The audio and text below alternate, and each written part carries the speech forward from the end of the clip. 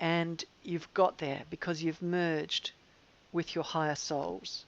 And Yeah, that yeah. it's your higher soul who's now walking, talking, breathing, and feeling motivated to do sometimes the simplest of things, which is to sit and meditate.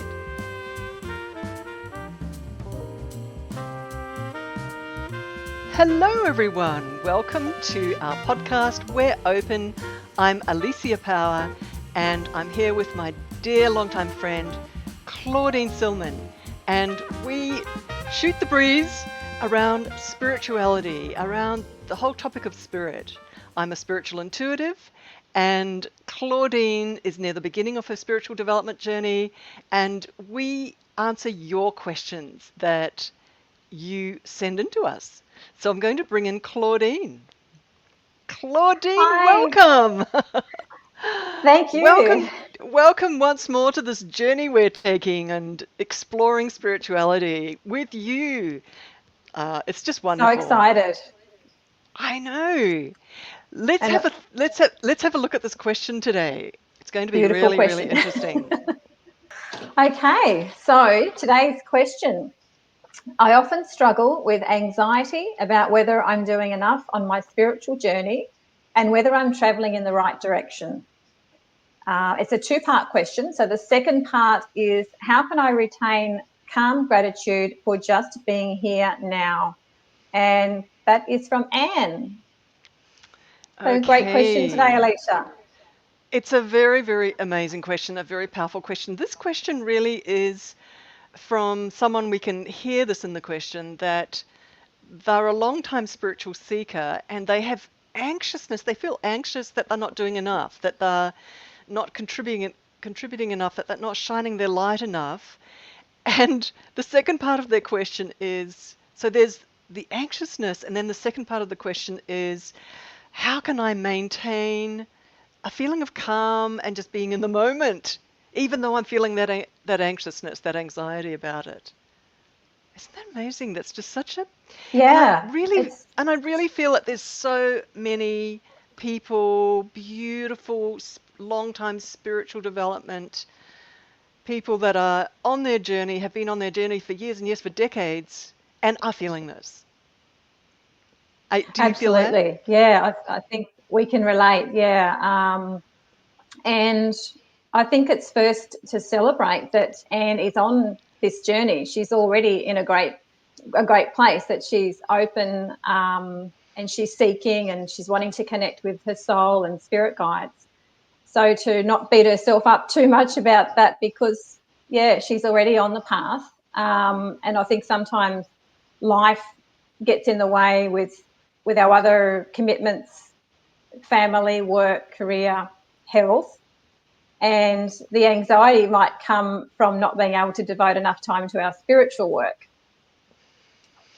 Yes, it's What do you you know, think? I just think it's an enormous question. I honestly, I feel like, honestly, is there any one of us who are on the spiritual path who aren't feeling that? Perhaps, that is. I would just want to put that out there because in the back Yeah, of our mind, are we sensing that we're not doing enough, or we might be doing a lot and exhausted because we're actually contributing a lot, but we still have that feeling that we're not doing enough. So isn't that interesting? I just want to sort of pause for a moment because it is such an important kind of hot point that sits quietly deep inside so many of us, I feel, who are on the spiritual path. And this feeling of wanting to shine our light sometimes is not even logical and conscious.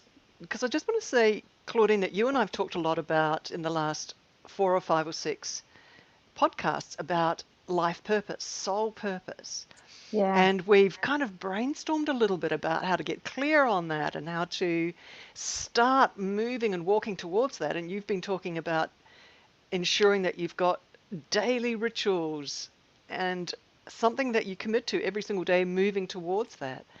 And we've opened up that topic of getting on the railway track towards yeah. expressing your soul light. We've talked about that, haven't we? We have. And And I think, yeah, like we were saying, it's the anxiety can come in if we don't feel I guess we want proof if we are on the right track. And sometimes that might be blocked. Would you yes, agree? proof. Yeah, well, it's interesting because, I mean, what is fascinating from my point of view is that there's people who are dedicated spiritual healers, who are teachers, spiritual teachers, and I'm sure that they're still feeling that they aren't doing enough. So that's the interesting little hot point there that I just want to point out. And then there's people who, another section of those that are deeply spiritual or deeply interested in spiritual development, who, and I'm not sure if you ever feel this, but who feel that they aren't along that track of learning about spirituality enough. Like they might be in their later years, their 50s or their 60s, and they may feel like time's running out, and they haven't discovered um, enough about these topics that the spiritual development world talks about, like ascension or consciousness or oneness or unity consciousness. Some of these goals, in Indian culture, they talk about nirvana or these permanent bliss states or merging with God Yeah, consciousness and enlightenment and enlightenment. So yeah, these are all kind of goals. Aren't we supposed to have merged with God by now? Aren't we supposed to be enlightened by now? Have we not achieved this by now? So even the old timers, I was going to say, even those who are quite a long way down the track with spirituality are scratching their heads going, but I haven't found it yet. So this is actually a really sort of a big yeah, topic to massage versus even people who are near the beginning of their spiritual development and going, oh my gosh, I've got to rip this parcel, this birthday gift open to see what is really here, which is my life, and I've got to do yeah, it fast. I've got to rip open the wrapping quickly and get to the juicy part quickly because yeah, I'm maybe a little bit long way, my time's moving quickly, right? And then there's people who are in their 20s and in their 30s who are already really deep in their spiritual development. Maybe they started in there as a yoga path or as a reiki practitioner, and then very quickly have moved very deeply. Sometimes people start yoga and then they realize that there's this ancient tradition, 5,000-year-old tradition in India, and they go to India and they learn from spiritual masters, and suddenly their whole spirituality is cracked open like an egg. It's like, wow, yeah, going into devotion mode with the real spiritual masters, not those that are on the surface, but ones that are actually happy to and are authentic in taking you deep into that nirvana space, into that God consciousness space. And they discover that, and then get more and more deeply into that yes, spiritual path. So there's so many varieties of stages of being on that spiritual path, and that golden thread that's traveling right through all of them is how deeply blessed are we feeling? How deeply, and Anne is talking about this, what are some tips and tools to stay relaxed and to stay in the moment, even though I don't feel like I'm doing enough? So yeah, yeah. I know my spirit guides would love to have a bit of input on this. Claudine, have you got something else that you wanted to mention I think about this? just for me, if you are feeling stuck or you're questioning if you are on the right journey, to remember that I feel the spiritual journey, it's never ending. It's always going to be there for us. And it's something we can always return to if we are distracted or we haven't found the depth in it that we're wanting. We might need to find new resources, and just take a moment, but always know it's there. We can always go back to it and have the faith, because that's part of I think that the anxiety might be just part of the journey. Oh, I love that, actually, Claudine, what you've just said. Just that the anxiety might be part of the journey. Yeah, just to be aware and be a bit more accepting of anxiety. Doesn't have to be so much thought of it in a negative way. So it's just, I love that you've yeah, reframed anxiety right there, reframed it. So, yeah, and for Anne, I just want to say that as she moves forward in her life, that she could reframe that feeling of anxiousness and that niggly feeling of am I doing enough as a sacred thing, and wrap that up or approach that. See how it's being reframed? Approach it as holding a precious spark, like a candle. You've got that beautiful candle in the frame there. That yeah, holding a precious spark. You know how the indigenous tribes would travel as nomads holding a little ember because that was going to start their fire, right? So, and they would traverse continents with blizzards in the Ice Age holding this little ember.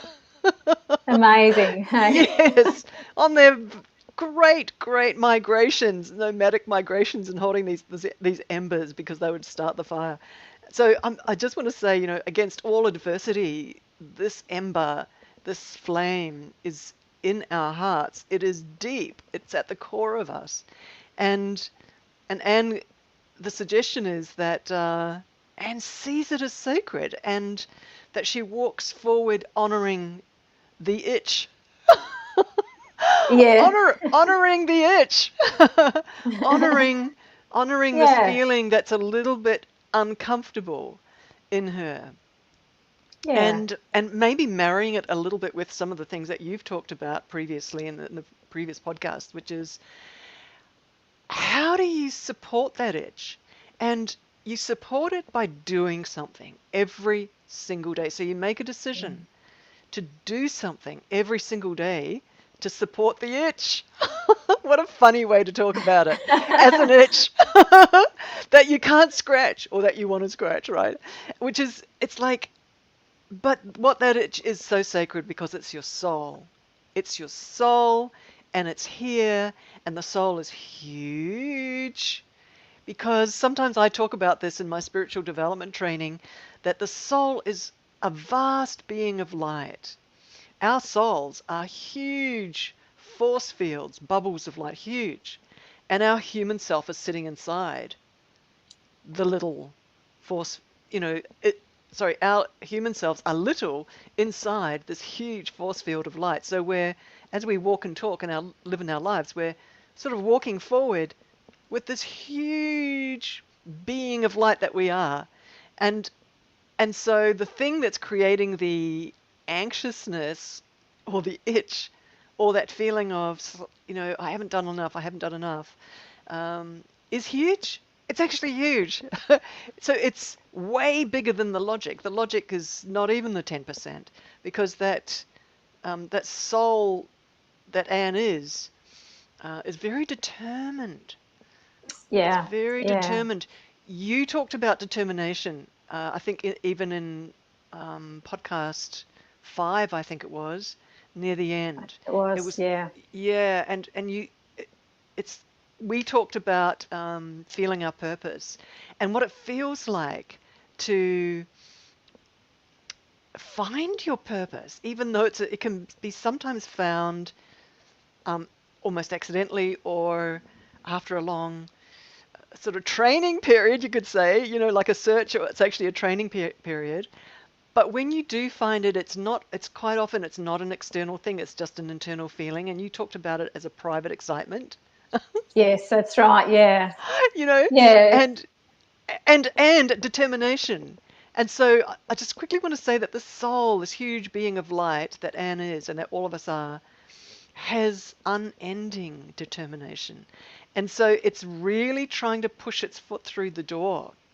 And it's really trying to tap on Anne's shoulder and not letting her settle down and not letting her look away. And if Anne is feeling this feeling of Yeah, anxiousness, this huge soul that she is trying to bring itself in front of her logic to honor maybe it, it's, to honor yeah, it, wanting her to go deeper. or to pause. And some of those processes that you and I talked about, where it's you workshop it, where Yeah, you do the journaling, where perfect. and it's tying in beautifully with a lot of the conversation that we've had, in the last 5 or 6 podcasts, which is the practical steps every day of what to do. So we journal just for fun. We journal for a little bit of feedback. We journal to let our unconscious talk to us. We journal maybe to reveal our dreams. We journal to let our soul talk back to us. We journal sometimes to let our spirit guides talk to us. And we journal Absolutely. um, our gratitudes. Now, you and I Yeah, talked about how journaling your gratitudes starts to focus something inside of yourself. So if you're doing it systematically every day, we talked about this, like what starts happening is you're actually workshopping your clarity as you're journaling your gratitudes. And something begins to build deep inside about what you prefer and what you don't prefer. And it's the best mirror effect, isn't it? It's like yeah, because you're reading what deep parts of you want versus what they don't want. So in the journaling. And as someone like Anne who's going, I'm feeling anxious because I'm not contributing enough. In the journaling, if Anne does journaling, what will start to happen is that anxiousness will talk to her because she'll be journaling about it and she'll be reading it. So it's like a part of her will be kind of like letting her know how she's feeling. And this incredible thing starts happening when you're writing something out physically by hand, not on computer. You talked about that. When you're writing something by hand, you start making decisions about what you're writing about because you're taking the time to focus on what you're feeling. So you're thinking about what you're feeling, then you're deciding to write about it, and then you're reading it. So there's about 3 or 4 or 5 reflection moments in the process of writing something down. it And is. as It's and very when much. and when you've written it down, um, there's a moment where you're noticing what the truth is, and then you have to make a decision about that truth. So so there's a huge echo chamber and mirror effect going on. So huge Yeah, it's a clarity huge building process.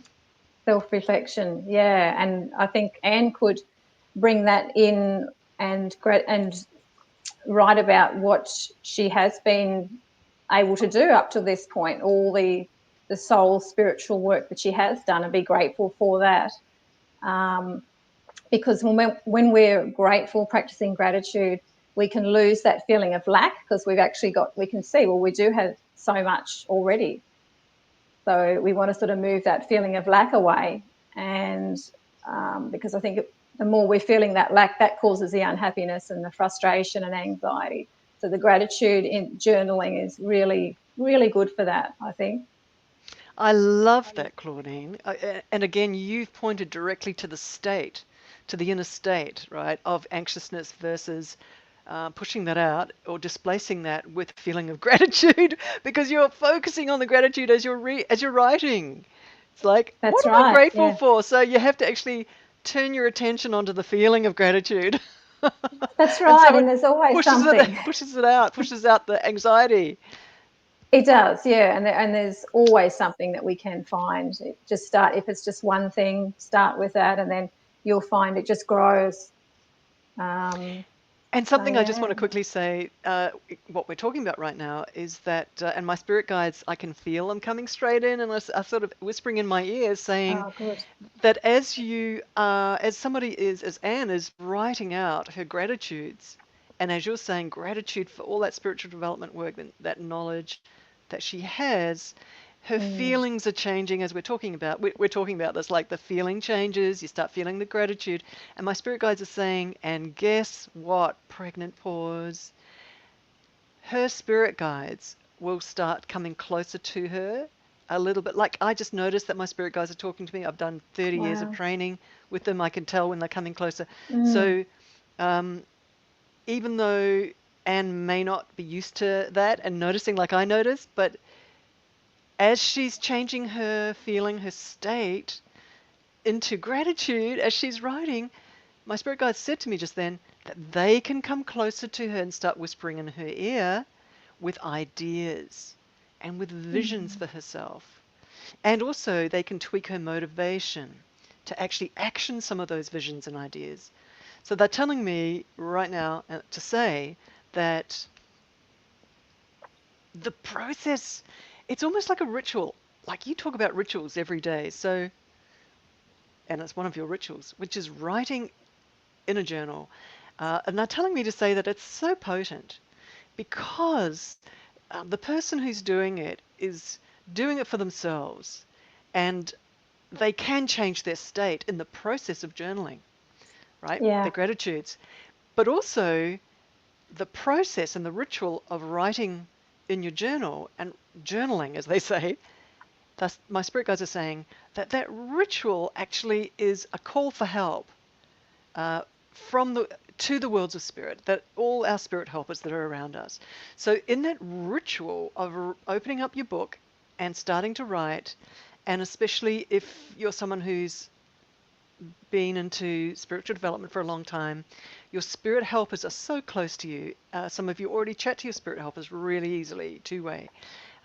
But the ritual of taking the time, just like taking the time to meditate, taking the time to journal, this is a moment where your spirit guides come close and they listen to your heart.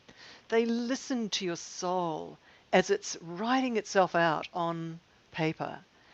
Because your soul is wanting to let you know a few things. It's prompting what you want to write. So your soul's chatting to you through the writing. But these spirit helpers come close and they start interacting with your mind, with your heart, with your soul.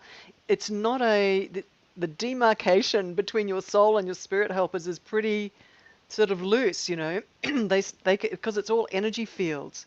So your spirit Yeah. helpers come in and start sending messages to your soul and also to your deep unconscious and to your feelings.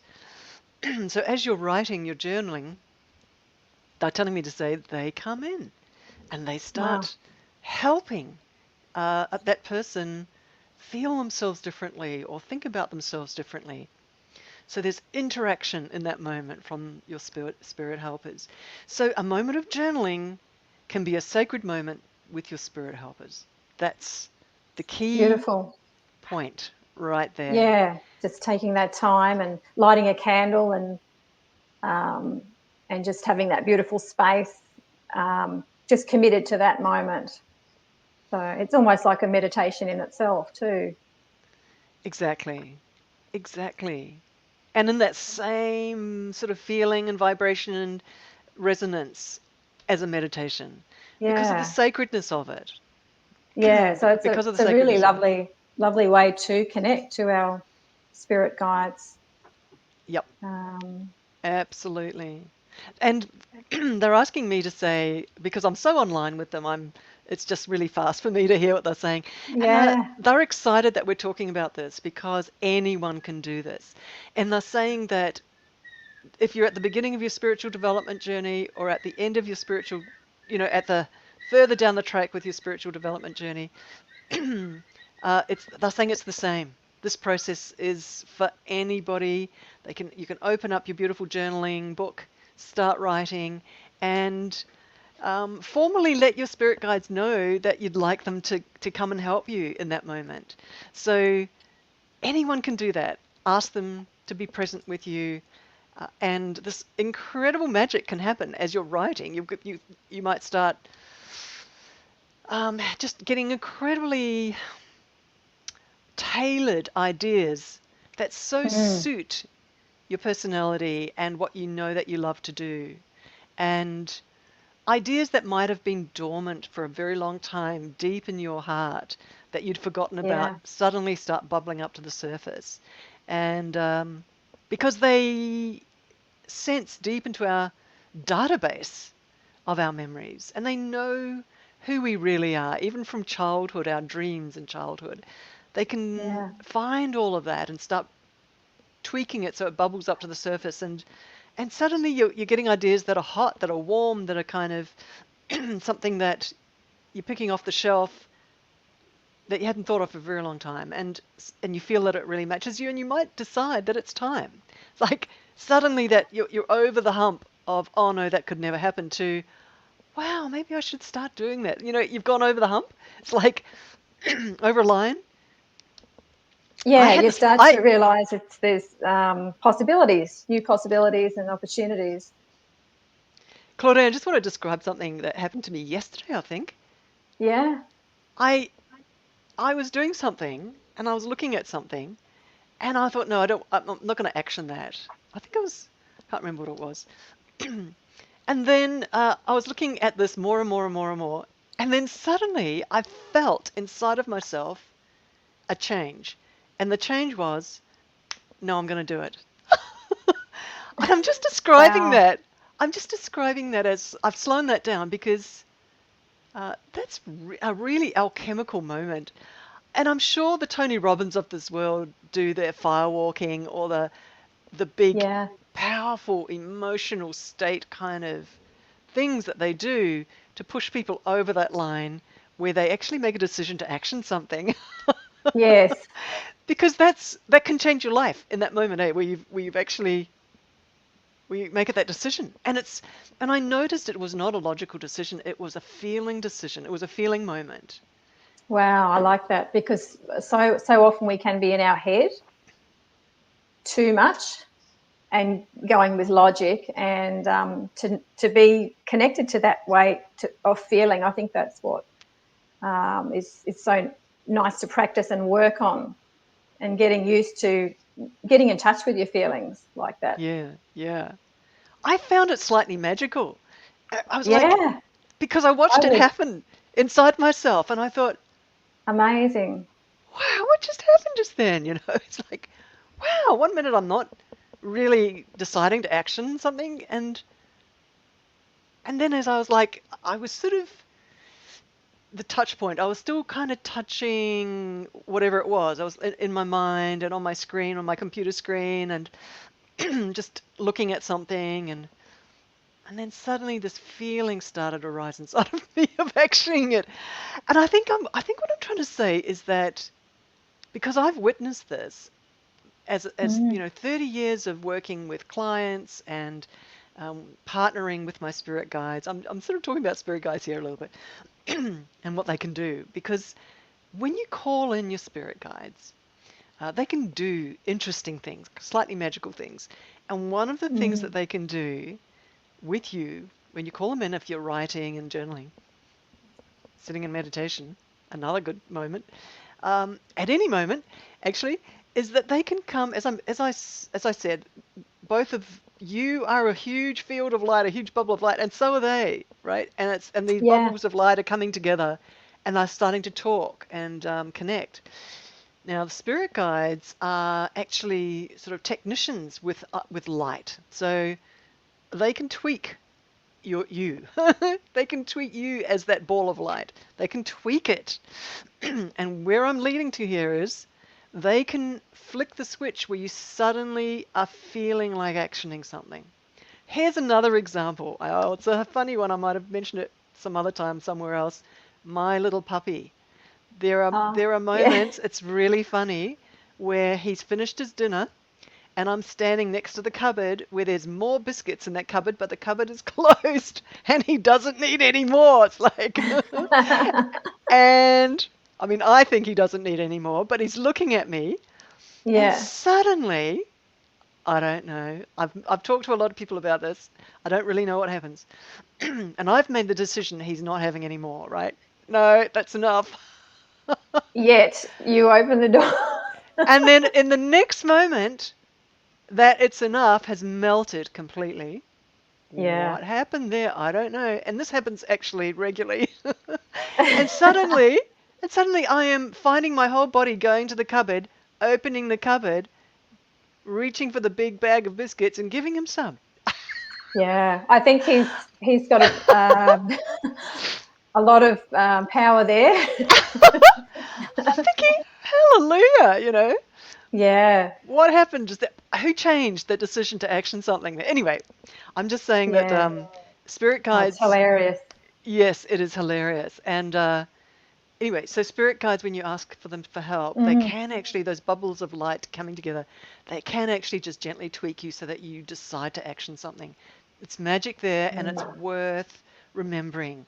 And I think what I'm really saying is ask your spirit guides for help with, if you've got Absolutely. if you've got a goal, you know, or if you're, even if you're not seeing yourself, for example, you might have been a healer for decades and you really want to bust out of some kind of a limiting perception of yourself. Mm, And you want to, you feel like, it's a little bit like that question that Anne's put to us, where you feel like you want to do more, where you feel like you want to be seen more or teach more widely, etc. So, what I'm going to suggest is to ask your spirit guides to break that limitation. Because, again, when those two beautiful bubbles of light coming together, they can tweak you and they can sort of wipe the windscreen, the window, clear it, so you can see more and feel more about mm. the truth of what you're feeling for where you'd like to be, and then even tweak that motivation and decision to step over that line and action something, right? So they can actually move the needle on that feeling to action Yeah, something. So that's, I've talked about that quite a bit, but it's important because I don't think a lot of yeah, it people is. realize that their spirit helpers can actually do that. And I that's, know it's something that's you know, quite simple, um, and we can get distracted, as I was talking about earlier, in daily life with all our other commitments, and not realise how powerful that one little ritual or practice is to stop and speak to our spirit guides and ask them in. So it's great to know, and it is magical. it is magical. And I think you and I have talked about this before too, where we forget. We forget to ask our spirit guides. Uh, Yeah, and and a lot of people watching this podcast know that they have spirit guides. um, you know you've got spirit guides. Some people yes, who are watching this podcast don't know they've got spirit guides. Yes, you yeah. do. Everyone's got spirit guides around them, spirit helpers around them. I chat to them for hours every day. So I'm really Wow. sort of in their world, right? I walk through the veil into the worlds of spirit and I hang out with them and I chat with them. So to me, it's as normal. Some people might think that's strange, but for me, it's as normal as So talking normal for you. to you, Claudine. Yeah, and for a lot of people watching this podcast, they'll go, "Oh my God, that's amazing." It But is. It's for me, that's truly a normal. gift. I'm blessed that I've got the time, I think, to do Yeah. it. I do it actually a lot, and I talk about this a lot. It's a great time to talk to your spirit helpers is when you're waking up. You haven't even got out I of was going bed, to and it's ask you, is there a certain yeah, time that you commit to speaking to them, and it's all through the day as well, is it? Or all through the day. I sometimes talk about, so the really good time is when you've just woken up and yeah, you're still in bed and your mind's kind of quiet and your body's quiet and your emotions are quiet and excuse me, and so everything's calm. That's a really good moment. mm, They can, it's like these bubbles of light. One's not very staticky, it's kind of calm. And so the spirit helper can sort of find you in the ocean of energy. right, yeah, They can see you more easily. They can hear you better. Like if you're talking to them, they can feel what you're trying to say to them more clearly because everything's calm. It's actually, that's the reason why it's really good first thing in the morning. And during the day, what I suggest to people is actually to give yourself 5 minutes of going horizontal, lying down on a couch, lying down on a bed somewhere, going to your car, sitting in your car and closing your eyes because it gives you a moment to just, it's not necessarily a meditation moment in this case. It's kind of like just a closed eye, let go of everything of the outside world and just calm down and maybe follow your breath and then mm, send a message, send a request, just talk to your spirit helpers because they can hear you, because you've calmed down. See, that's the yeah. point. Yeah. And would you Yeah, suggest verbally out loud, or it can be both? It can be just in our mind speaking to them? just in your mind. Okay. Yeah, just And do you have like a conversation with them? yeah, I do actually, and because I'm so used to having that calmness inside of myself, I can feel the energy from the other bubble talking to me. So, I'm talking to them, I'm sending something to them, and they send something to me. So I can actually feel the thing that they send to me. Wow. And so, yes, it's So it's an actual calmness. two-way conversation. Actually, that's right. And I'm Mm. used to that. So I've been practicing that two-way chatting, feeling what they're sending back to me for 30 years. And I love teaching Mm. people about it, yeah. And I've got a beautiful course, which is an introductory course to how to start learning how to hear them, what the information is coming back. That's perfect. Mm. On my website called soulmentoring.com. Soulmentoring.com, you'll find it there in the menu Fantastic. under courses. Um, yeah, to me, that's just really, really important. And for someone like Anne, a conversation where learning how to just quietly close your mind, learning how to quietly close your eyes and focus on the inside and calm down. That calmness is so important. And then open up a conversation, a dialogue, where you're actually expecting to feel something coming back towards you. And you begin to get used to noticing where it's coming from. And yes, so it's a two-way beautiful conversation. And someone like Anne, where she may be asking for help with that triggering and that motivation and the actioning and the decision making, but she may just want a little bit of overview. So sometimes it could be a conversation like Anne could ask, um, can you help me? This is just a request one, I guess. Can you help me accelerate my journey towards my soul expression, my strength, the power of my soul expression? Accelerate that. And or she could have a conversation where what's blocking me? What's blocking me? That's a very important moment. If someone asks a spirit guide, what's blocking me from stepping forward faster into my soul expression? And I do want to quickly talk about what will happen in that moment when you Yeah. ask a spirit guide, what's blocking me? Because that spirit guide is not someone who just talks. The spirit guide, this is very important, the spirit guide is actually an energy healer and a technician around blocks in your light field.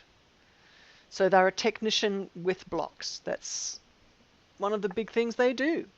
So if you say, hey, what blocks have I got? They might not say anything, but in that moment, they will immediately, what they'll do is start looking at your bubble of light. They'll start scanning it and they'll start noticing where the blocks are in your bubble of light. That's one of the big, big, big things they do because they Mm. are kind of master healers. And so a healing means where they will travel into your light bubble and find the light and actually delete it and dissolve, sorry, the block, and delete Yeah. it and dissolve it. They'll just dissolve it. And this interesting, strange thing happens afterwards is that, and then they separate away again, but you, as that bubble of light, start thinking differently and feeling differently. It's like you haven't got a hesitation or a doubt anymore from Mm. that moment onwards. You're not in that limited box anymore. So Yeah, I imagine it's a lightness and an inner knowing. there's a difference in the way you think afterwards, in the way Yeah. your state is different afterwards. That's a really important one. And so I'm going to recommend to anyone who's feeling that, to actually have a moment like that with your spirit helpers, like I'm sort of creating these bubbles with my hands, right?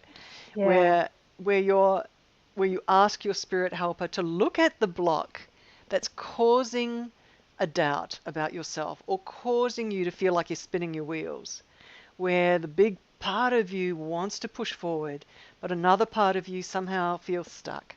So there will be a block, and it won't be the logic doesn't understand where that block is. And Right. so your spirit helper will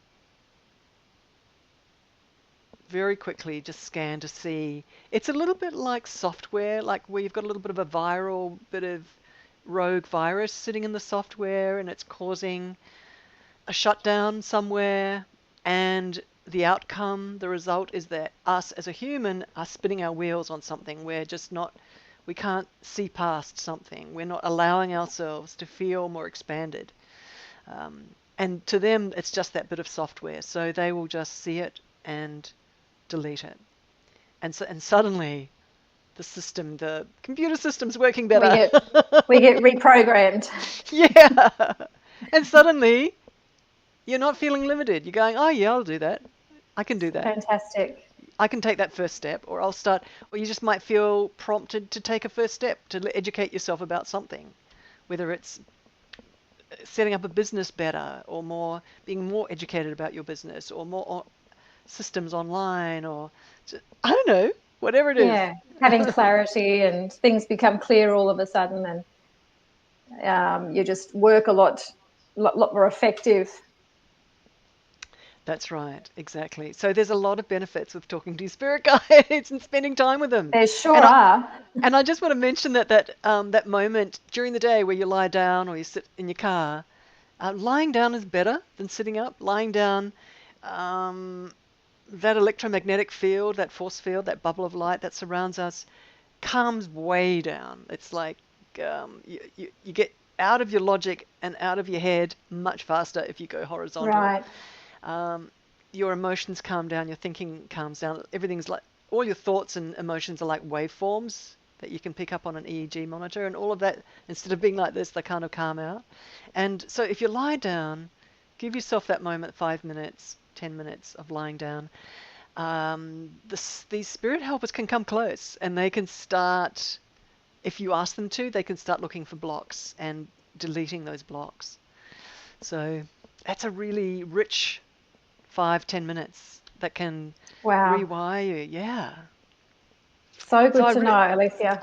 I know, Claudine. So I really recommend people take that on board and actually make it part of their daily um, rhythm. You Yeah, know, yeah. It's so easy to take that time, just a nice little ritual that they can add into what they're already doing. absolutely. So what about the last part of that question, Claudine? Yeah, What's so Anne mentioned, how can I retain calm gratitude for just being here now? So just so being in the apart? moment. Yeah, being in the moment. So apart from asking your spirit guide to help you stay calm, that's actually for me, just quickly, that's actually quite a big one. Like, of course I would say that, right? Just ask your spirit guide to help you calm down. The reason I'm actually just pausing on that just for a moment and amplifying it a little bit is because the feeling of disturbance is very deep. It's not just something that someone said at work, or that we've got too long a to-do list and we're stressed by it. It's not that. This is a soul level ache. So it's really Yeah, big, yeah, right? And that's why I'm pausing on the spirit helper moment, because it really is something at that level where you need to ask a spirit helper to help with your soul ache. It's at their level that they yeah. can come in and make a change for you in the rewiring. So, we could say, hey, meditate. That's definitely powerful. Calming down all your wiring, right? Just cooling everything down and just doing a lot of that.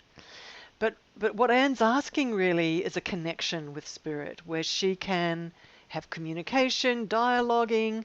I do recommend people watching this jump into my website, soulmentoring.com, and go up to courses and see that introductory course to start talking with your spirit guide, because um, The soul is aching for communication. It's asking for conversations with teachers, with mentors who see you as a soul and treat you as a soul. Yeah, they treat you as a human, but they are more treating you as a soul. So it's like the soul ache. They want to address that. They want to say, yes, we see you as a soul. We know that in this lifetime you want to achieve something, or your soul wants to achieve something. It's sometimes I'm going to be a little bit controversial here. Sometimes the soul wants to travel, and it is a little bit about those journeys we take to India and sit in front of spiritual masters and want to want to take the journey into deep merging with God consciousness, with the energy, the bliss of just the God source. It's about that. It's about that oneness, that unity consciousness, that feeling of nirvana. That's what the soul is actually hungry for. It's wanting to be one with God source. And that's its marriage that it's looking for, right? It's wanting to go as high as it can and touch as high as it can in the worlds of spirit and be merged with its own higher self, its own higher soul, so that your soul sort of grafts down into your human self and you become that and live with that and from that in your life, so that with every breath you're just in soul mode.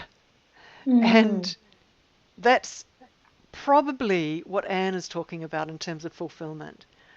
And what I'll quickly want to say is that at that level and at that point, you're not really worried too much about what you're doing, because you are that. You're in it. It's an inner journey. It's an inner process. You've taken a long inner journey and you've got there because you've merged with your higher soul. And it's your higher soul who's now walking, talking, breathing, and feeling motivated to do sometimes the simplest of things, which is to sit and meditate. Sometimes the simplest of things is to interact with someone in the grocery store. But it's your higher soul. You're in that merged mode.